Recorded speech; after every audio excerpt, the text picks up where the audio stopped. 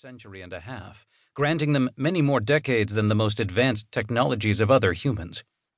But if their researchers were correct, the core members had only a decade left to live. Goddesses didn't die. She couldn't die. Not yet. Not ever. The problem with relying on advanced ancient technology was never having more than a partial understanding of the tools it depended upon. The core didn't mind the cost of using the technology, which included the necessary sacrifice of other people. History was replete with the expenditure of the lower order to serve the higher order, but their old artifacts had now failed them and were nothing more than inert museum pieces. For the first time in decades, they felt the shadow of death hanging over them. Even though they had foreseen this issue, they had tried to not worry. The core had been confident they'd find what they needed at each checkpoint in their existence. Based on what their researchers had said, the artifacts recovered from Molino held the greatest promise for further rejuvenation of any discovered in recent years. True immortality had been within their grasp. They wouldn't have to worry about death's shadow creeping up on them. They would slay death and take dominion over his domain, but only for them. Julia curled her hand into a fist and sneered. So close. But now their plans were threatened by upstarts. Insects, really.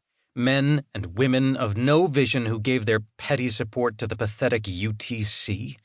They'd delayed the ascension of the core. The destroyed hunter ship had been filled with lost technology. It had still been operational. The core could have harvested it unlike any of the leftover, half-rotted scraps they'd been forced to examine. The ship would have set them ahead centuries and accelerated their final advance into divinity. They could have been freed of their incessant need to seek out replacements for their failing artifacts and technology. They would have had an easier time reverse engineering both structure and function. No, not they. She. Julia needed to remember that. Her ancient allies shared a vision, but it was one she no longer subscribed to.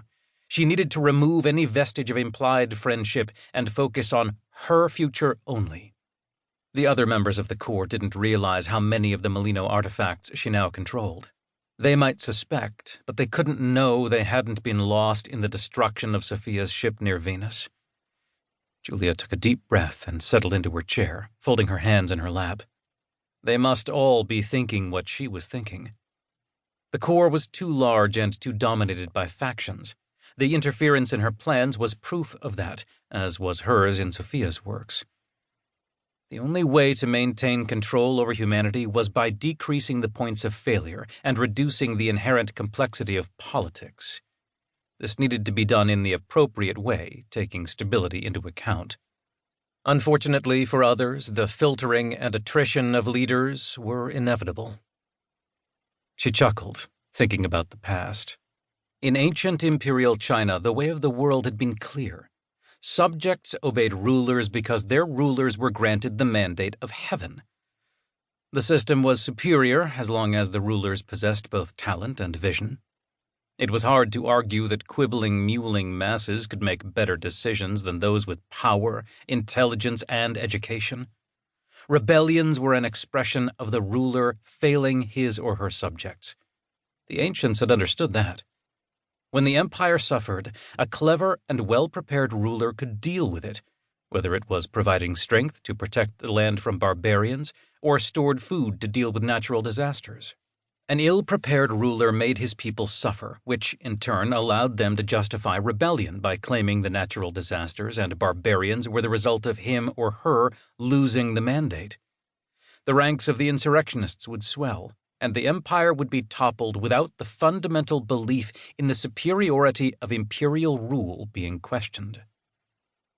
In all dynasties, decline was inevitable. Good rulers would give way to poor rulers with the passing of decades. The mandate would always be lost, and a new dynasty would arise, more responsive to the subjects, if only because of the simplest and basest of desires, self-preservation. Thus, the empire would be strong again. But Julia was different. All members of the core were different. They could achieve something physically impossible before. A perfect and lasting rule.